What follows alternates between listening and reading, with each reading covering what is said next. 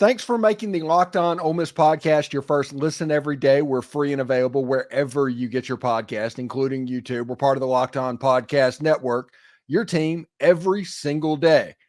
Also, Keith Carter is slated to come on the podcast this weekend. You can catch all of that on the YouTube channel, on the audio feed, and also expect a steady stream of players to start showing up in the next week or so due to, I guess you can call it, our relationship with the Grove Collective, even though we're not official partners or anything.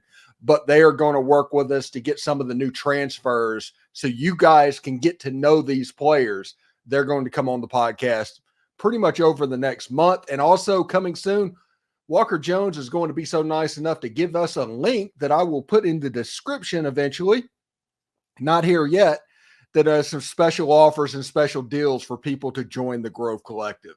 So look for that coming in the near future. Pretty fired up. I'm Stephen Willis from the Locked On Ole Miss podcast. I'm joined by Pratt Rogers. Pratt, how you doing, bud?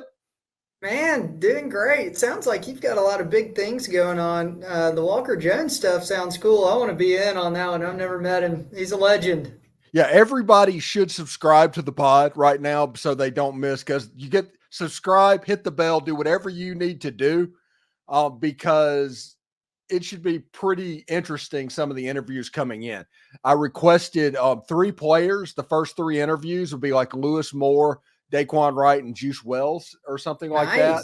Yeah, those are the first 3 players that I requested. Now, I won't necessarily get them, but that's who I requested because, honestly, Prep, I could have walked in there and said, hey, I want Walter Nolan, Princely Amonbielin, and Chris Paul right from the start. And it's like, no, I don't want to do that. I want to spread the wealth a little bit. Make it to where, you don't know exactly the order of it's coming. I don't want a hierarchy to evolve. What I'm interested in is storylines. And the storylines would be like Juice Wells. I want to talk to him and find out if playing in the slot is in his plans going into spring. If he is a slot receiver, just like we talked on today's podcast. I want to talk to Daquan Wright to find out if 12 personnel could be in the plans, in the stage, something like that. Because you know me, everydayers know that I'm a 12 personnel person. I'm shaking my head and smiling simultaneously. Yeah. And then Juice Wells, just because, like I said, slot. And then who was the other? Oh, Lewis Moore. He is my prediction to be Dejon Anthony in this class. He's the Indiana Hoosier transfer. He is a person that is probably going to step in and make play after play for Ole Miss football. I just want to talk to him because I'm interested in what he can bring and what type of player is. I don't know a whole bunch about his game, but it'll be interesting to get to know him. But yeah, I have been working pretty diligently for the last couple of months to try and set all of this stuff in motion.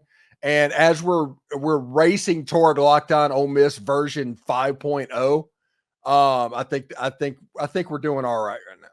Well, look, that's super exciting. And quite frankly, sometimes from alternate guests, other than the biggest of big names like Walter Nolan, or you can sometimes get more info. People are more willing to talk. I'm sure guys like Walter Nolan get his phone blown up every single day. I'm sure he doesn't want to talk to anybody. And I'm sure that, reaching out to other people really gives you more of an inside scoop of what's going on and how the locker room is and, kind of their backstory and all the cool things that we love about the podcast and Ole Miss football in general. You probably get more of that from some of these other guys. Yeah, and I find a way to promote the Grove Collective because the collectives are the number one lifeblood in college athletics right now. So if I can help out Walker, if I can help out that Grove Collective, I will. And plus the fans that are donating to the collective, they're going to get to know these guys a little bit. And I think that'll help a little bit because they'll know, for lack of a better word, where their money's going. It's cool to put a quote unquote face with a name instead of a nameless pool of cash that is kind of an amorphous figure sitting out in the middle of nowhere. Totally agree. Yeah. That's awesome. Yeah, it should be a lot of fun, but I'm looking forward to that. I'm waiting on all of that to get started. That should get going in the next couple of weeks. This weekend, though, Keith Carter on the show. That one is already booked, and I'm going to ask him about construction and all of that going on around the campus, the new softball stadium, the baseball improvements, the Vaught Hemingway improvements, if they will ever happen. And I'll ask him because the NCAA is kind of at war with collectives right now. Ole Miss has a really good collective, but the NCAA is kind of at war with collectives. And I just want to ask him how he sees it going, how it fits, and how he works with the collective and how Ole Miss does it. I mean, there's a lot of interesting questions that I think I have that just the random Joe fan would have, but it'll be interesting to see what Keith has to say about that. I think Keith Carter's job would be really cool from like the splash name perspective. But I think after just listing all those duties, whether it's dealing with the NCAA or the baseball stadium expansion or collectives or really just the point guard of everything, is a tall time task in itself. And, as cool as it would be to, oversee so much of Ole Miss athletics, God, I did not envy his job. That is a tough gig, and especially in today's college football environment. Yeah, but for the first time, honestly, in my lifetime, I think Ole Miss has an athletic director that's universally liked and approved of. Oh, no doubt. No doubt. I mean, the guy walks on water right now because everything's rolling. I mean, a lot of his hires are exceptional hires, and obviously gets credit for that. And of course, I mean, the facilities are improving. I mean, Ole Miss is nationally recognized for the Grove Collective. I mean, there's like 5 million things that Keith has really been kind of the X factor in putting together. I mean, he deserves all the credit. Yeah. And I hope he is getting it. Not being in Oxford, I can't like just put my finger on what exactly is happening and how it's going, but I hope Keith Carter is getting most to all of the credit for what's going on in the Ole Miss athletic department right now, because his decision to hire Lane Kiffin, his decision to hire Chris Beards, those weren't slam dunks. And him having the courage to make those hires are the reason that Ole Miss is here. Keith Carter also had a hand in hiring Coach Yo. So, I mean, the man can hire coaches, period. Yep, no doubt. And,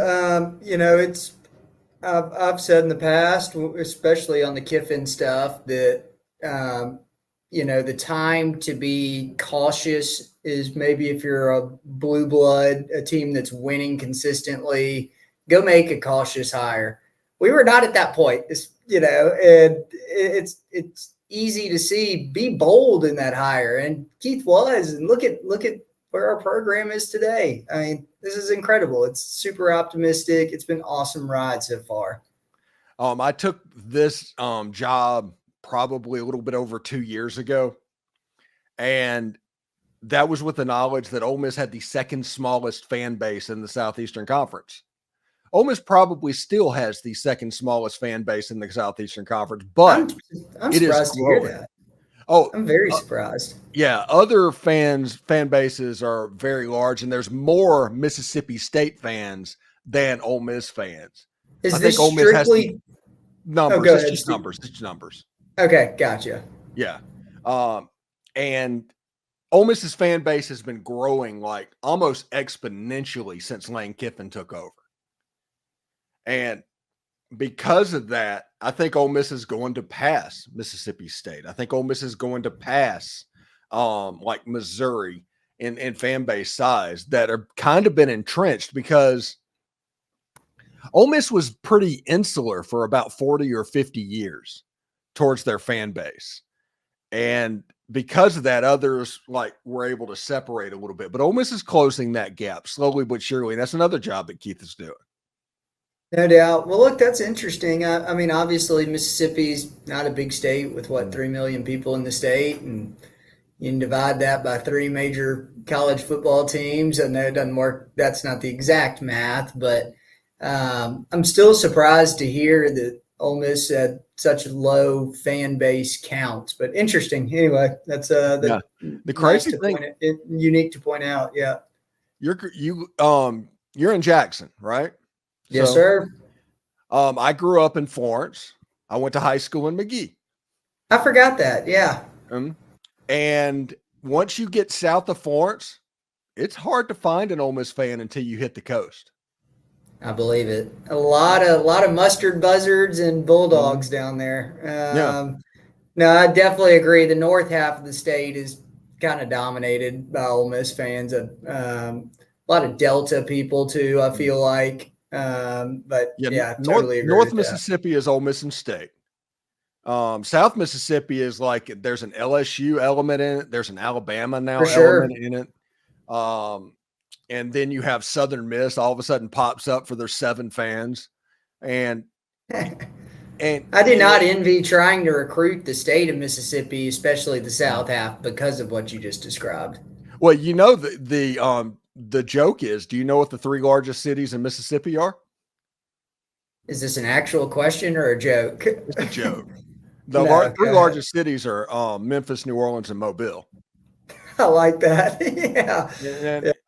And because of that, it's just there's a weird thing in the state. I mean, the dead period in recruiting is ending March the 3rd. I mean, the next time we talk, it'll be open. The next time we talk, actually, which will be next Tuesday, Caleb Cunningham will have already completed his unofficial visit to Ole Miss. God, that'll be exciting. Yeah, and so many players are making early visits. And I talked with Brian Smith, who's the Locked On recruiting analyst. He also does some SI work. And I mean, he is from the area that I'm in. Like for several months, we lived like 9 miles from each other. So that's cool. Yeah. Yeah, because there's so many ball players here. Like it's crazy how much football is played in Central Florida. But he's moved up to Alabama because, bigger and better pastures. But he talked about, and he sat there and said, like, hey, Steve, whenever we were at the Under Armour game in January, he's like, Steve, there are going to be some combines that happen in February. The dead period's going to end and people are going to start visiting. And I was like, yes, that happens every year, Brian. Thank you. And he's like, no, you're not hearing me.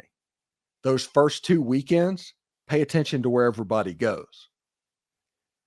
And those visits are some of the most important visits that the prospect will take through the whole year during the 2 weeks immediately after the dead period in February. That's an interesting perspective. I've never thought about it like that. You always think the last visit's the most important, but I kind of like that theory, honestly. Yeah. And so I'm really dug in on these official visits. And he talked about like players that were going to do these combines, they were going to blow up. And then where do these kids go that are blowing up? The example is Akylin Dear. He is nearing his 5th star. He's like 37th on 3. He's a consensus 4-star football player.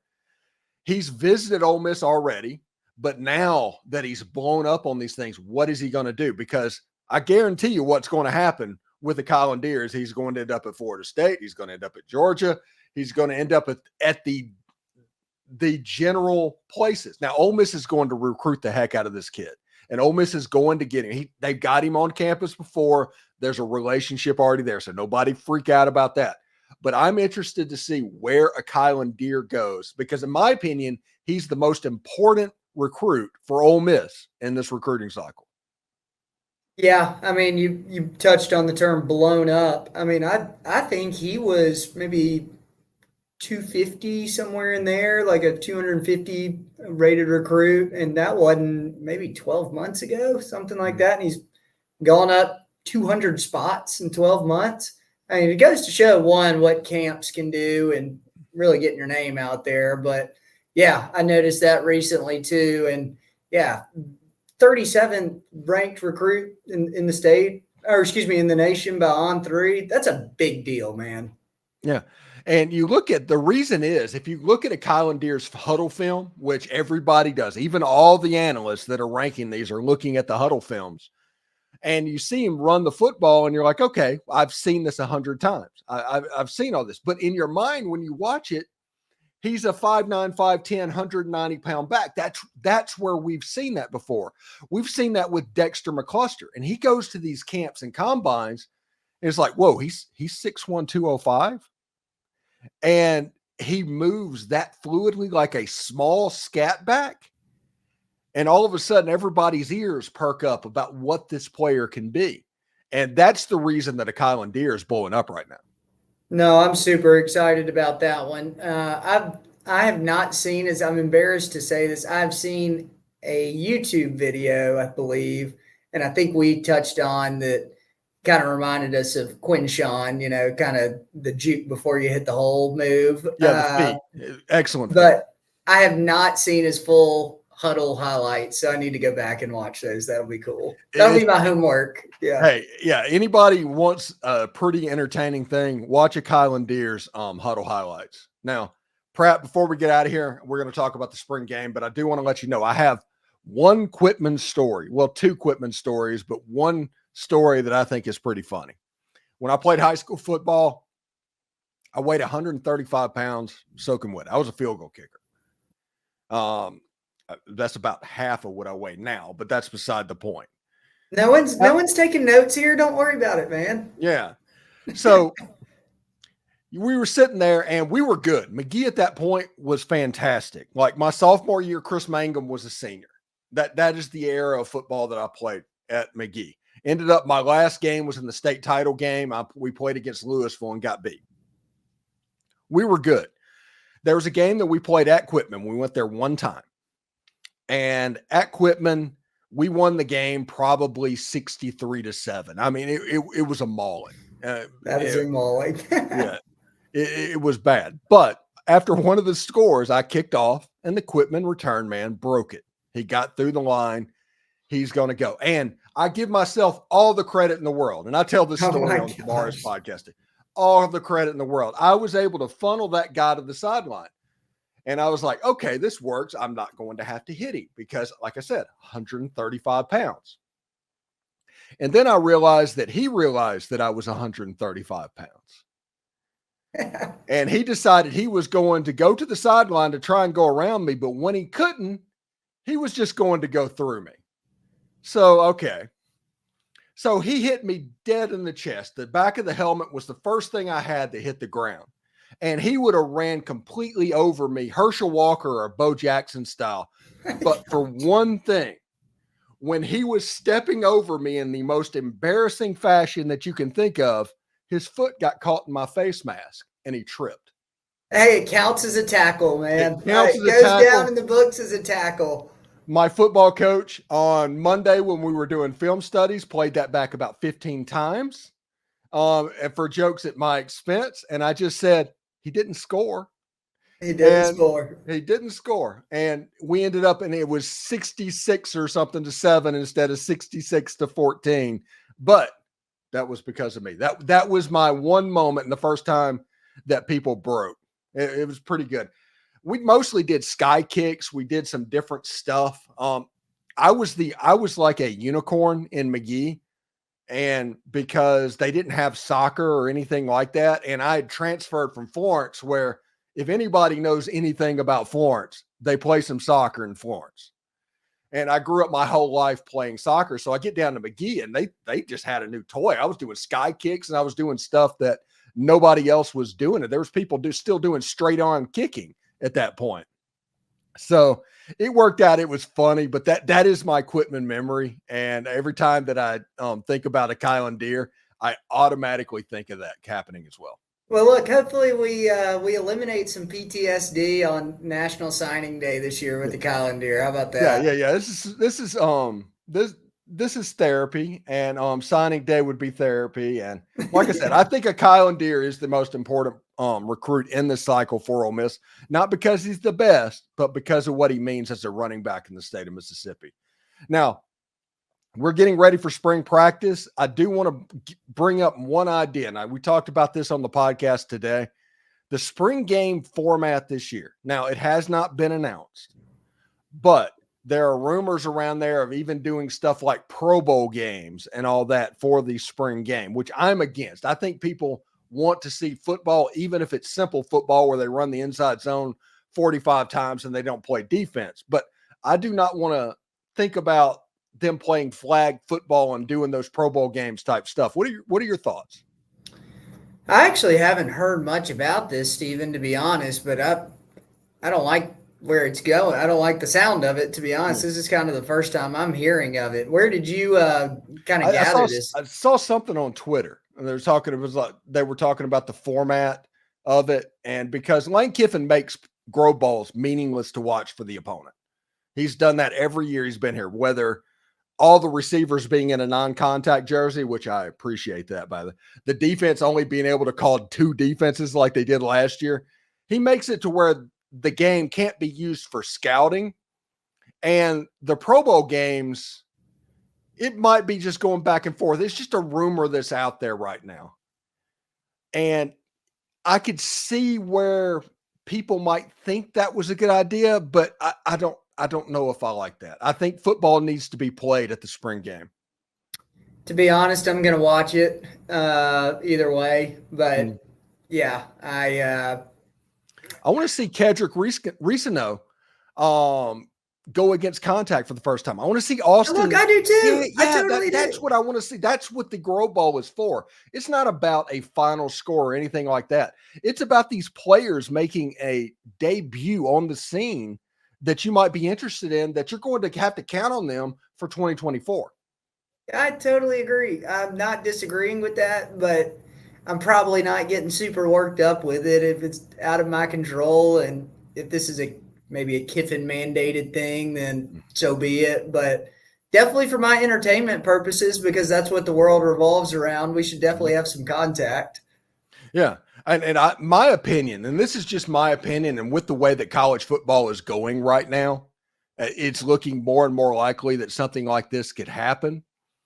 But the FCS game in fall should go away. I understand why they play it, that it basically subsidized the athletic department over the course of the year. They call it a rent a win for a reason. Move that game to the spring. Play East Tennessee State in the spring game. UT Martin, play them in the spring. Use them against FCS teams. Hey, between Ole Miss, State, and Southern, play Jackson State Valley and Alcorn in the That spring. would be awesome. That would Yeah, be so cool. yeah, that is where I think this needs to go. And I think that makes the spring game, A, more important, B, a chance to actually play real football for this time of period that, other than Matt Corral playing for Birmingham, there's not much going on. I'm not necessarily like a Jackson State fan or anything like that, but if I was and they were playing, the spring game in Oxford, I would travel to go see that. That would be awesome. I mean, I would be totally on board with that. How about a spring game in Oxford between Ole Miss and Delta State? Yeah, that would be so cool. I mean, Yeah. I'm totally about that. I like the FCS idea too, honestly, Mhm. but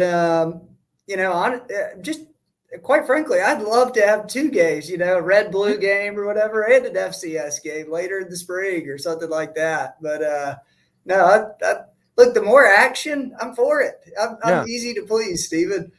Yeah. And, it's a situation to where your numbers for some of your signees are not here, but you're playing against a Division II or an FCS team where their numbers are down. It's a little bit more of an even game. It, it, it just is what it is. Anyway, I just thought I would point that out. Anyway, I like it.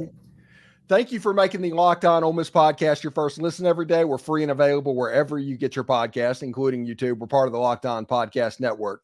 Your team every single day. Remember, Keith Carter this weekend and the new transfer class, they should start making their way through over the course of the next couple of weeks. So that should be interesting to see as well. But for Pratt Rogers, I'm Stephen Willis. Thank you very much, and we'll see you later. Pratt, thank you. Hotty toddy, bud. See you, man.